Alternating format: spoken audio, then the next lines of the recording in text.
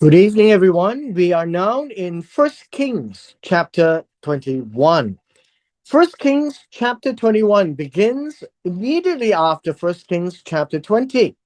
As you recall in the last session with regards to First Kings chapter 20, in the second part, the prophet Micaiah pretended to be there to teach King Achav a lesson that he did not listen to God to take care of matters with regards to the king of Syria. Now, in chapter 21, the words that begins this way is, now it came about after these things. Now, the first thing here you find is the word noun is and then. Usually, the word and then is adequate to point that this next episode in chapter 21 comes after chapter 20. However, it gives us a little bit more information that it was after these things of chapter 20. And so now we can see that this seems to tell us that it connects immediately after everything in the end of chapter 20, when King Achav was very sullen and he was very upset, and he went back home to Jezreel, or the city of Jezreel. Now, understand the locations. I think locations are important for us to note. Uh, this is somewhere in the north, and if somewhere in the north, this would be the Mediterranean. And nearby, you would get Mount Carmel.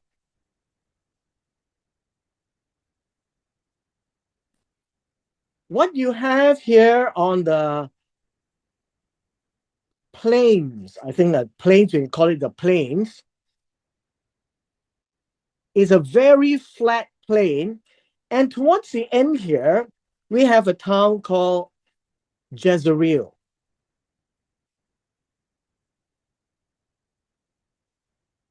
Now, this is where the palace of King Achav is.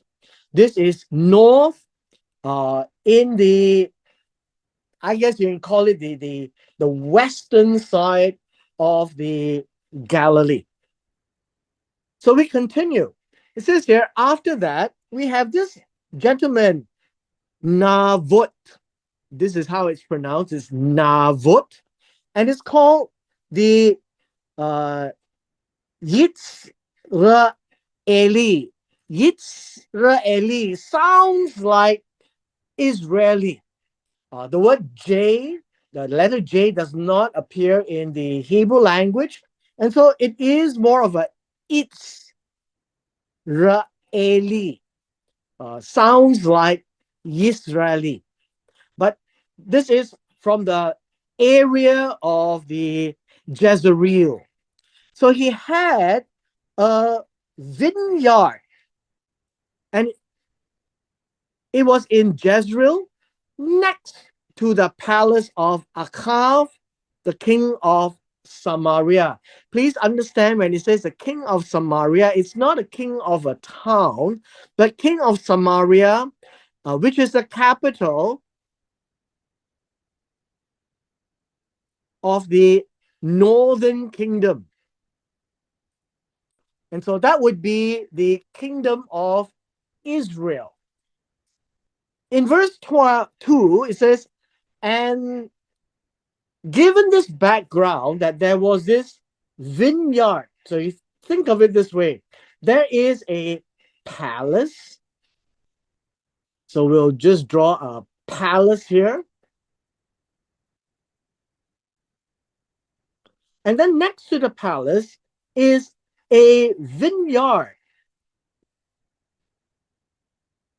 And so a vineyard is something very precious to people at that time, because vineyards provide the grapes for wine. And to a king, it is also something very precious. But understand that It is precious also to the owner because it is real estate and real estate that is very fertile.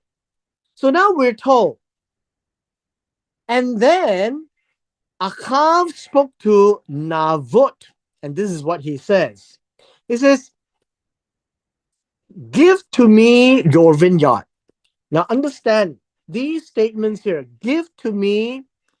It's not that he's asking it for free, but he is saying it because Achav is the king. And Naboth is the people of the land. It's just a normal citizen. So give to me your vineyard so that I may have it for a, a herb garden. This word vegetable here really means a green garden, right? Of greens. And so it's commonly understood as a herb garden because it is close. Now, this word close beside is just next, right? Next by the side of the palace. And then I will give you a better vineyard in place of it. And if you prefer, I will give you what it is worth in money. So it appears that it is a fair deal that I will give you a vineyard somewhere else. You just move away and I would take over yours. And then if you want, I would buy it from you. It does appear as a very fair deal. So understand that this is not about a king trying to grab land. Verse 3. But Naboth said to Achav, it says here, the Lord forbid me that I will give you the inheritance of my fathers. Now understand this word. The Lord forbid me is a phrase. The phrase is, far be it from me before God. Right? Far from it from me before God. This is what it means. The Lord forbid me. The expression is a bit longer in the translation, mainly to express that that is the last thing God wants him to do. Now, that would be a way of understanding it. That I would give you the inheritance of my father. Understand this two words. Inheritance is a heritage, and understand that this is a heritage that was handed down by the parcels of land. And this is within their family. But this word give is not give as a present, but to give is to allow. I think that would be a better way. To allow you to take away my father's inheritance. Father's inheritance means that this piece of land belongs to Naboth, right? Naboth and his family. And they are proud Israelites to have inherited this for generations. But the king has a peculiar interest in that land. Verse 4. Now, again, all these statements is an and then. It is a sequence.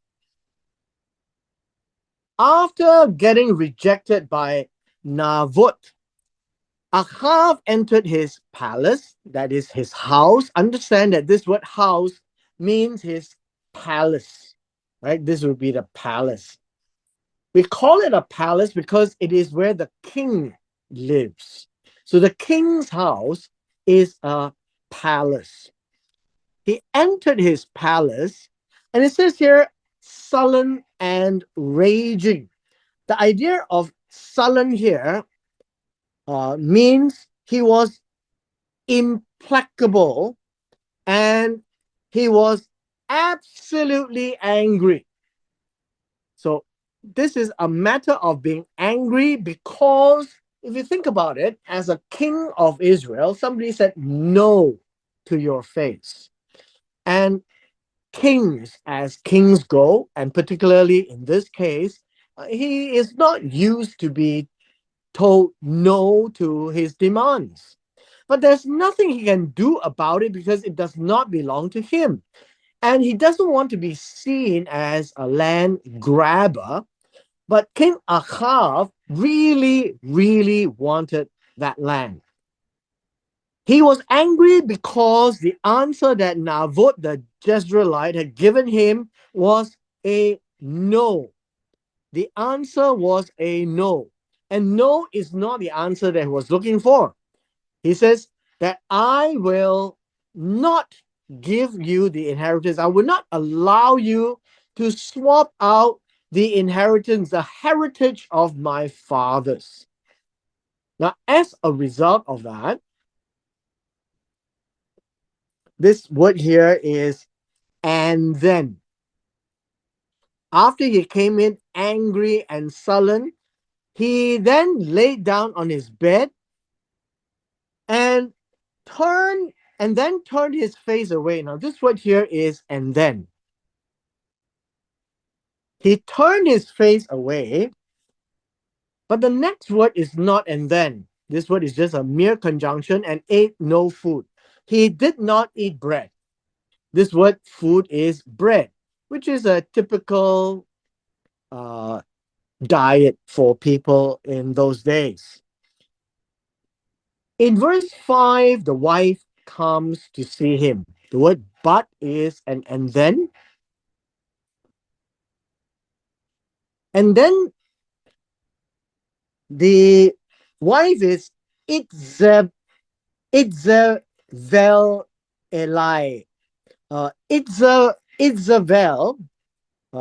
Itzevel, I guess that's how it's pronounced. But the English that we have is called Jezebel because of the J. It's Itzebel or Itzevel, his wife from Sidon. This is a pagan wife, came to see him and then said to him, after looking at him, her comments are interesting. It says, how is it that your spirit is so sullen that you are not eating any bread? And in verse 6, and then he said to her, it is because I was speaking to Naboth the Jezreelite, and then I was saying to him, give me your vineyard for money. Or else, if it pleases you, I'll give you a vineyard in place of it. But he said, I will not give you my vineyard. So the issue here is he was being pushed away by a commoner. He was being rejected by somebody. And I guess as a uh, human element, nobody likes to be rejected. And Achav is a king. Now, kings in those days really treats themselves as one above all mankind. They see themselves as the most superior person in the land. They have the greatest of all authority. They seem to have absolute powers, and the people are just mere people, and they will have to listen to him. But in this case, Naboth not only did not listen to him, he said no to his face. And so he was absolutely flustered and angry. Verse 7. Now, verse 7 has a word that is missing here, and this would be the and then. It is not often, but it happens that in the English translations, they would not translate these conjunctions to reflect a natural sequence of these events. After Achav spoke to Jezebel, his wife actually responded.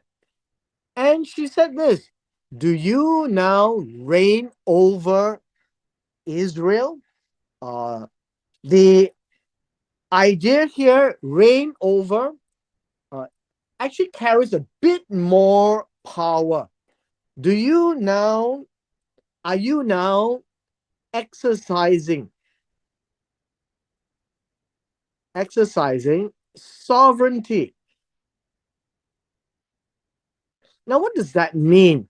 It means that, are you really showing the people that you have absolute authority over anything and everything in the land of Israel?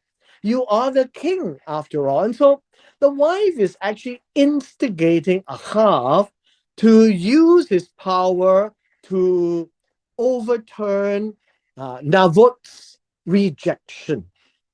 So it says, if you are really king, then arise, eat your bread, let your heart be happy. And she says this, I will give you the vineyard of Naboth, or Naboth the Jezreelite. Now, obviously, the king is happy because the king doesn't have to do anything and he will get that. But one problem with this king is that he doesn't ask how is that going to happen. Now, from verse 8 onwards, and we will not be spending time on the entire chapter. We're going to break this chapter into two for today and tomorrow. But from verse 8 onwards, I want us to think about something which is very critical. The idea that we need to begin to understand right now is actually the concept of the 10 statements or the 10 commandments that is in Exodus chapter 20, and we shall read verse 17. This is in Exodus chapter 20 and in verse 17. It's commonly understood as the last commandment, but it's not really a command that carries a penalty. It's more of a warning, more of a hedge to make sure that people do not cross this hedge.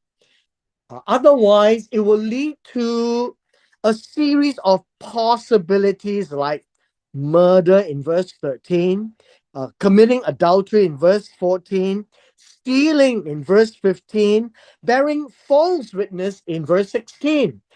And so this verse 17 really reads this way: you shall not covet.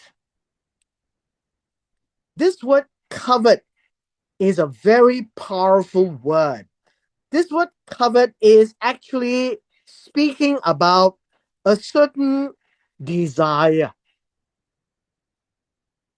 a certain pleasure, taking pleasure in something, that you have a delight.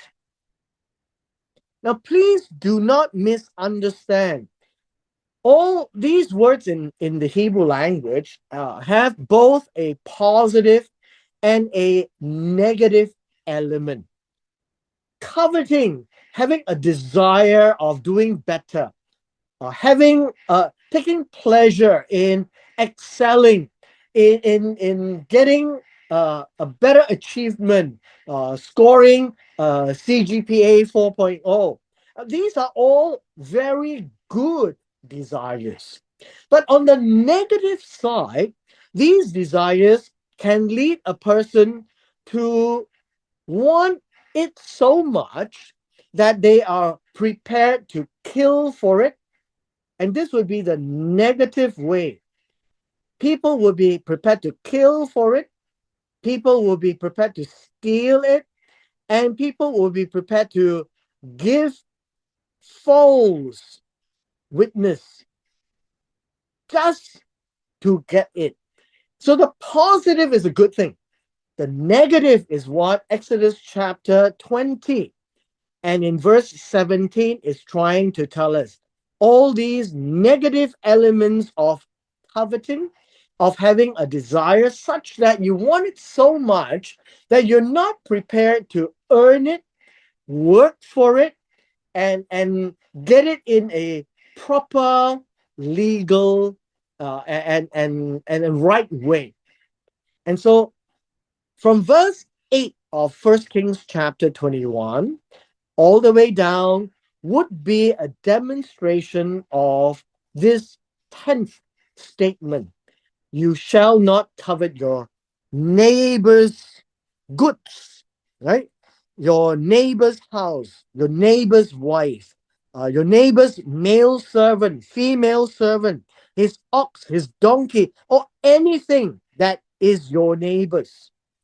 In this case, we are now given the background of First Kings chapter 21 that King Achav here is looking at Naboth's vineyard and really desiring it. So coveting.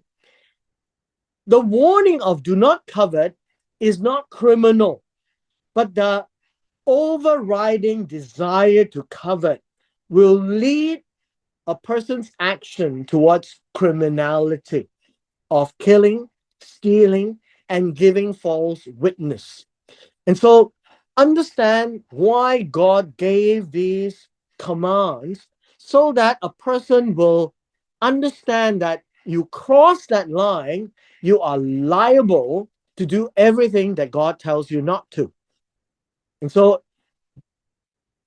this queen, Jezebel, Achav's wife, is not an Israelite. And so she is not really schooled in the Torah of God. And she comes from a pagan background, one of idolatry, of Asherah, of Baal. And her influence over the husband, Achav, the king of Israel, was immense, immense. And so let's begin with verse 8. Verse 8 says, so. The word so here is and then. This is to indicate to us that after she says, I will give you the vineyard of Naboth, the Jezreelite, basically saying, don't ask any questions. I will get it for you and you will be a happy man. Let your heart be joyful. And so she plots. What does she do? So we are now told she wrote letters in Achav's name. And this is really misrepresentation, right? Misrepresent Achav. And so Achav will get into trouble. And then she sealed them with his seal. And so to make it official. And one of the things that we need to understand is that whatever the king requires and requests in an official capacity, that will be something that has to be done. And so now we have the third and then. So, and then she sealed it with his seal, and then she sent the letters to the elders and to the nobles who were living with Naboth in his city. This is to really go and do something that appears legal, but it's not. This is to appear legal or using legal channels to do covert things, to do illegal things. Now, you may understand that when people are in power, you would find that they can use all kinds of powers to do things to appear legal, but actually it is not legal. They have an ulterior motive to do one of these things, but particularly covetousness, to desire pleasure and delight to a point where they are prepared to do just about anything to get what they want. Now, in verse 9, it says this. Verse 9 tells us that after she has written the letters, This word here is now. This is and then. After she had written to the letter actually says this: proclaim a fast and put Navot with a seat at the head of the people. Now, understand this: in the ancient days, people sit in a long table, and if they sit at the long table, then at the head of the table would be someone of importance. Now, the head of the table could be on either end or could be just at the side. And this is really a setup because Navot would be thinking that he is a guest of honor, that he is the one that is going to be the highlight or a very important person in this particular fast. Now, this idea of a fast uh, is to bring them together to talk about certain things. The letter continues to say this: seek two worthless men across from him. So let's tackle this. First, this word worthless. You can think of the idea to be, how should we say, unscrupulous, unscrupulous, and to sit opposite him. So you have two persons to sit against him. So two persons. And they are going to see each other eye to eye. Now, we need to understand that this is a very Hebrew, a very Torah centric action, because these two persons eventually becomes the eyewitness to accuse Navot of something. So we continue. So have them testify against him, meaning to be a witness against him. And let's observe the statement here that you curse God and the king. Now, this word curse is a very interesting word. This word curse uh, actually means bless. So let me explain.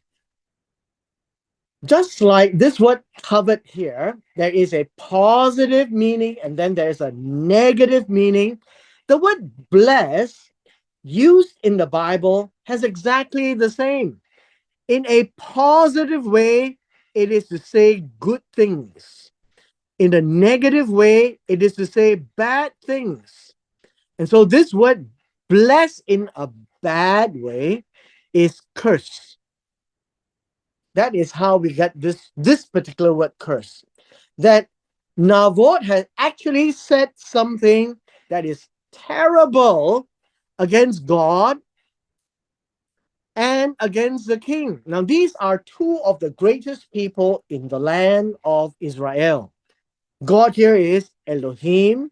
And if you say something bad about Elohim, it's considered blasphemy. So this is about blasphemy against God and against the king. And the conclusion here is take him out and stone him to death. Now we need to understand in verse 10. Verse 10 is about Leviticus chapter 24, verse 16. This is Leviticus chapter 24, verse 16. Now understand all of these is part and parcel of the Torah. Exodus 20, verse 17. Leviticus 24, verse 16, meaning if you blaspheme against God, you're going to die. Notice Jezebel is using everything that is legal according to the Torah. except that it is about giving false witness to cause somebody to die. This is really a terrible thing, because an innocent person is going to die for something that is said, which is a lie, false witness, using a misrepresentation of Akav's authority, but using God's laws to penalize Naboth. So if you think about it, this is really to use God as the knife to kill Naboth. And this is Jezebel's grand plan. It is so wrong in so many levels. Not only in misrepresentation, in breaking the Torah and using the Torah to take an innocent life, which is also breaking the Torah, to kill, to steal the land, to kill Naboth by giving false witness. So all of this is breaking the Ten Commandments. Shall not covet, to a point where you violate all the rules. So we find in verse 11 says, and then the men in his city, the elders, the nobles who live in his city with Naboth, did, notice it is doing, not talking, just as Jezebel had sent word to them in that letter that misrepresented as an official letter from the king, just as it was written in the letters which she had sent them, which is a fabrication. So you can see that this entire episode is a lie upon a lie, misusing the Torah of God to kill someone, to take over the person's heritage. It's so wrong in so many levels. And one of the things that we need to understand is it is actually accusing God of being unfair. It's using God to kill an innocent person. Verse 12. Verse 12 says, and then, which is in front, it's missing here, and then they proclaimed a fast.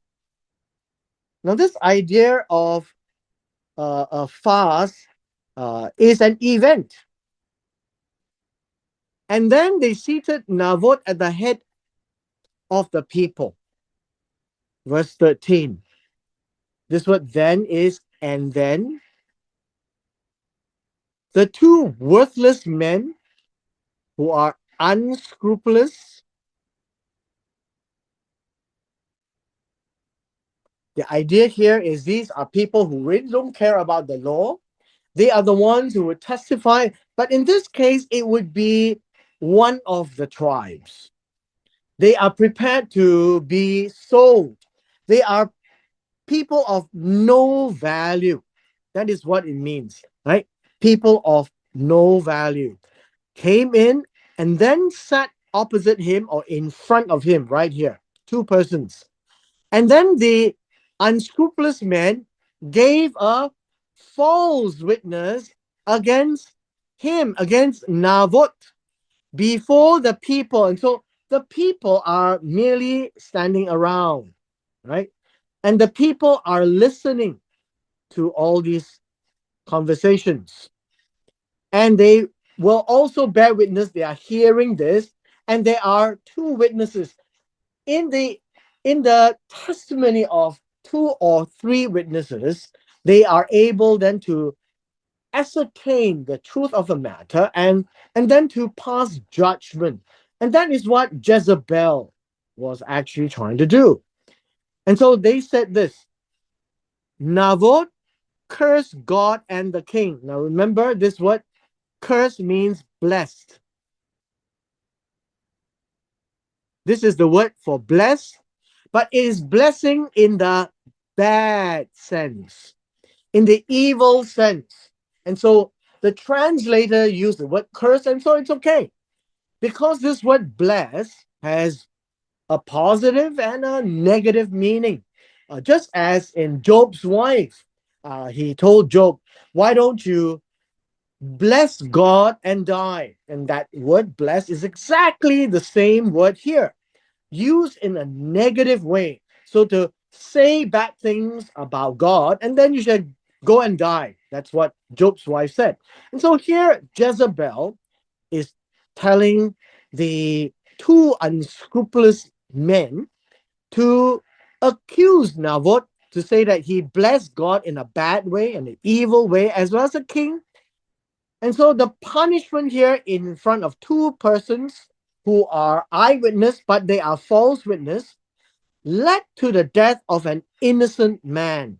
They took him outside the city, stoned him to death with stones. Verse 14.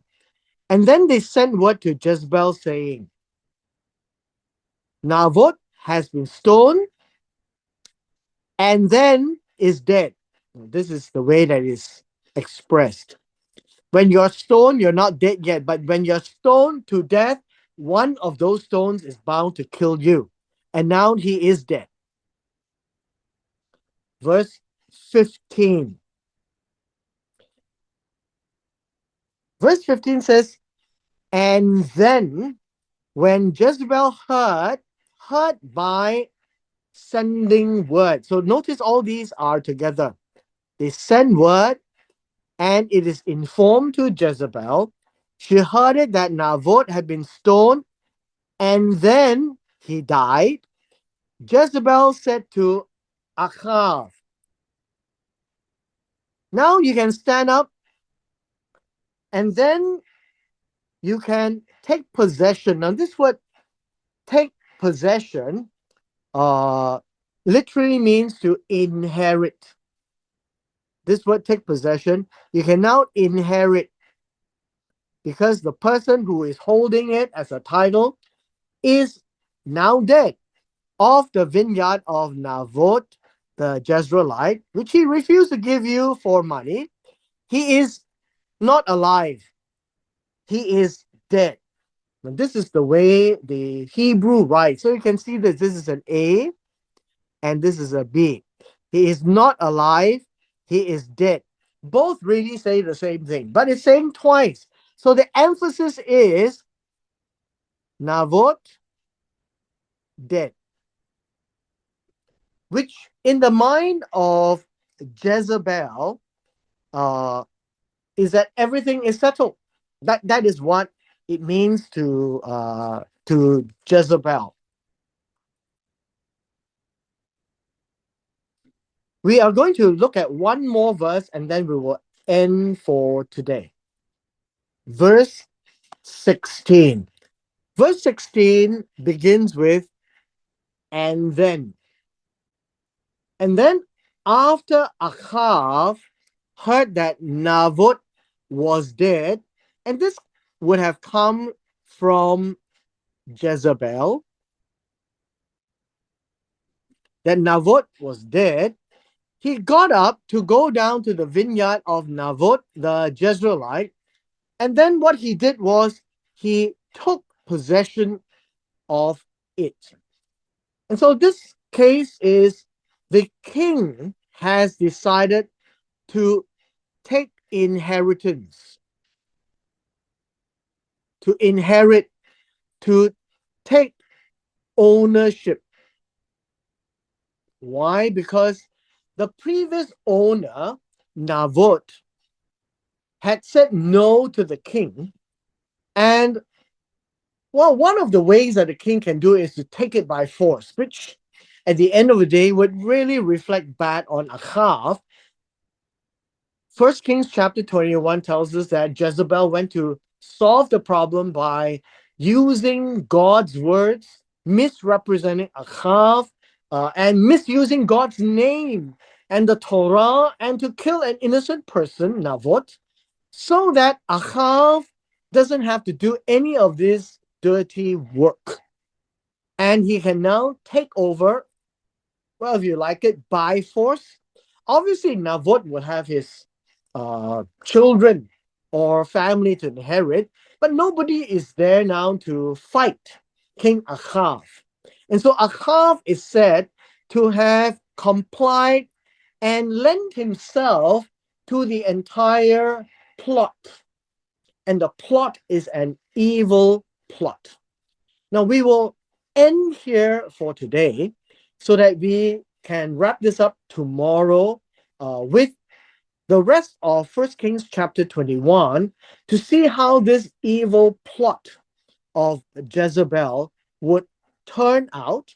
At the same time, it would help us understand the mind of God and the heart of God in such a matter. And with this, we come to the end of our session today.